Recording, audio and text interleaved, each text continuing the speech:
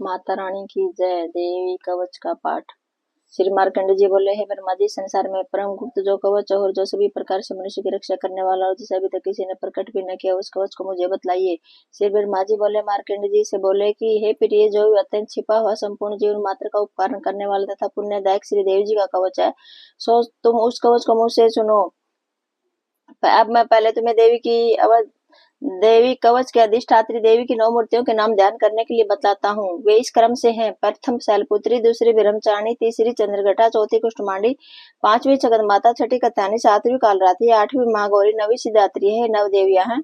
जो मनुष्य अग्नि से जलते शस्त्रों के बीच युद्ध में गया हुआ तथा मान संकट में भय से दुखी होकर भगवती की शरण में जाता है, उसका किंचित भी अनिष्ट नहीं होता है और उस पर कभी भी आपत्ति, शोक, भय और दुख नहीं देखता हूँ। जो मनुष्य सच्चे हृदय से भक्ति के साथ भगवती का श्रवण करते हैं, उनकी सब प्रकार से वृद्धि होती है। और हे देवी, जो तुम्हारा श्रवण करते हैं, उनकी तुम अवश्य ही रक्षा करती हो, इसमें लोक मात्र भी संदेह नहीं है। श्री चामुंडा देवी प्रेत पर, वाराही भैंसे पर, ऐन्द्री हाथी पर, वैष्णु गरुड़ पर, श्री महेश्वरी बैल पर और कौमेर मोर पर तथा विष्णु भगवान की प्रिय श्री लक्ष्मी जी कमल हाथ में लिए हुए कमल पर विराजमान है। श्वेत रूप धारण किए हुए ईश्वरी देवी बैल पर तथा समस्त आभूषणों से सुशोभित ब्राह्मणी देवी हंस पर आरूढ़ हैं। इस प्रकार से समस्त देवियां संपूर्ण योगों से युक्त विविध भांति के आभूषणों तथा रत्नों से शोभायमान हो रही हैं।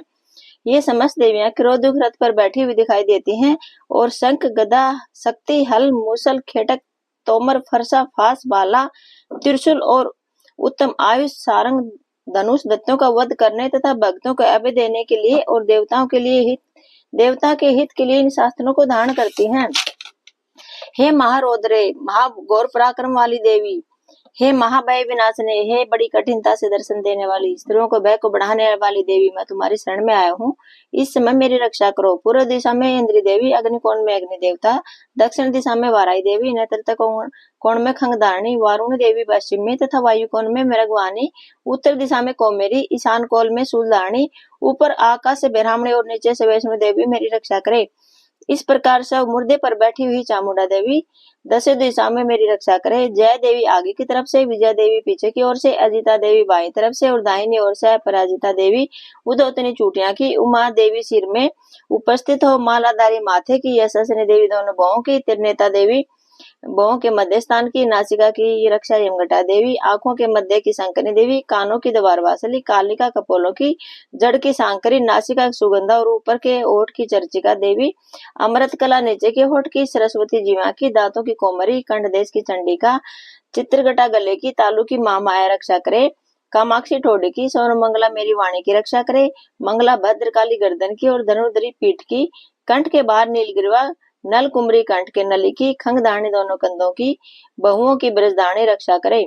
दंडिनी दोनों हाथों की, अंबिका अंगुलों की, समस्त नखों की चूलेश्वरी, कोक की कुलेश्वरी रक्षा करे।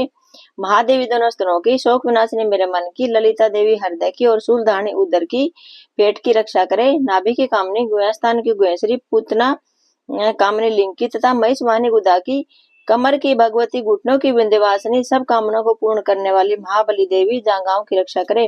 घुटियों की नरसिंगी, पैरों के पृष्ठ भाग की तेजी, पांव की अंगुलियों की श्री देवी, तलुओं की स्तनवासिनी देवी, दृष्टि कराली देवी नखों की, ऊर्ध केसनी केसों की, कोमेरी रोम छिद्रों की, बागेश्वरी त्वचा की रक्षा करे।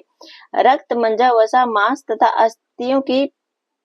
अस्त की पार्वती देवी, कालरात्रि हाथों की और मुक्तेश्वरी देवी पित्त की, पदकोश की पदावत, श्लेष्मा की चूड़ामणि देवी, ज्वालामुखी नस जाल की और समस्त संधियों की अभेद देवी रक्षा करे। श्री ब्राह्मणी मेरे शुक्र वीर्य की, छत्रेसी देवी छाया की, अहंकार मन बुद्धि की, श्री धर्मधारणी देवी रक्षा करे तथा प्राण, अपमान, बयान, उदान और सम्मान की ब्रजस्ता देवी, प्राण की कल्याण शोभना देवी, योगिनी रस रूप गंध और सुबद्ध की, स्पर्श की, स्तोगुण, रजोगुण और तमोगुण की नारायणी देवी रक्षा करे। आयु की वाराही देवी, धर्म की वैष्णो देवी रक्षा करे। चक्रणी देवी यश, कीर्ति, धन तथा विद्या की सदा रक्षा करे। इंद्राणी मेरे गोत्र की, चंडिका मेरे पशुओं की, महालक्ष्मी मेरे पुत्रों की और भैरवी मेरी स्त्री की रक्षा करे।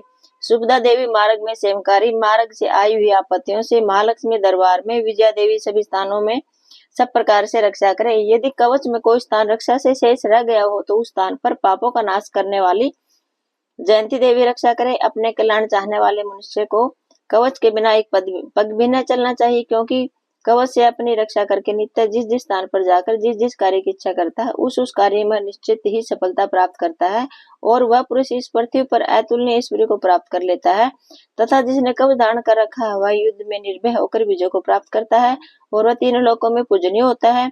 ये देवी का कवच देवताओं को दुर्बल है। जो मनुष्य श्रद्धापूर्वक पवित्र और नित्य प्रति तीनों संध्याओं के समय इस देवी भगवती के पाठ को करता है उसे देवी कला प्राप्त होती है और वह त्रिलोकी में कहीं भी पराजित नहीं होता तथा अकाल मृत्यु से रहित होकर 100 वर्षों तक जीवित रहता है। उसे लूसा, मकड़ी, विस्फोटक आदि रोग नष्ट हो जाते हैं। स्थावर, जंगम, कृत्रिम, विषादी तथा समस्त अभिचर, यंत्र, मंत्र, तंत्र आदि जो पृथ्वी पर है तथा भूचर प्राणी, खेचर, जलचल प्राणी और उपदेशक साथ में उत्पन्न हुए तथा कुर्सी से उत्पन्न होने वाले रोग, सांकनी, डांकनी आदि निज देवता इस कवच को धारण करने से नष्ट हो जाते हैं। अंतरिक्ष में गमन करने वाले महाबलशालिनी डांकनी, ग्रह, भूत, पिशाच, यक्ष, गंधर्व, राक्षस, ब्रह्मा राक्षस, बेताल, कुष्ठमांड तथा भैरव आदि अनिष्टकारक देवता देवी के कवच को धारण करने से देवी कवच को हृदय में धारण करने वाले पुरुष के दर्शन मात्र से भाग जाते हैं। इस कवच को पाठ करने से पुरुष के तेज की वृद्धि होती है, यश और कीर्ति भी बढ़ती है। जो मनुष्य पहले इस कवच का पाठ करके बाद में सप्तशती का पाठ करता है उस मनुष्य के संतान, पुत्र, पौत्र आदि जब तक यह भूमंडल, पर्वत, वृक्ष, वन को धारण किए हुए है तब तक पृथ्वी पर बने रहते हैं। जो देवताओं के लिए भी परम दुर्बल स्थान है वह देहांत के बाद उस परमोत्तम धाम को प्राप्त करता है और दिव्य शक्ति सबरू को प्राप्त होकर शिव जी के साथ आनंद का भागी होता है। यह देवी कवच का पाठ है, बहुत ही लाभ देने वाला है, बहुत ही पुण्य देने वाला है। बोलो शेरा वाली मैया की जय, बोल साचे दरबार की जय, बोलो संकट मोचन हनुमान की जय हो।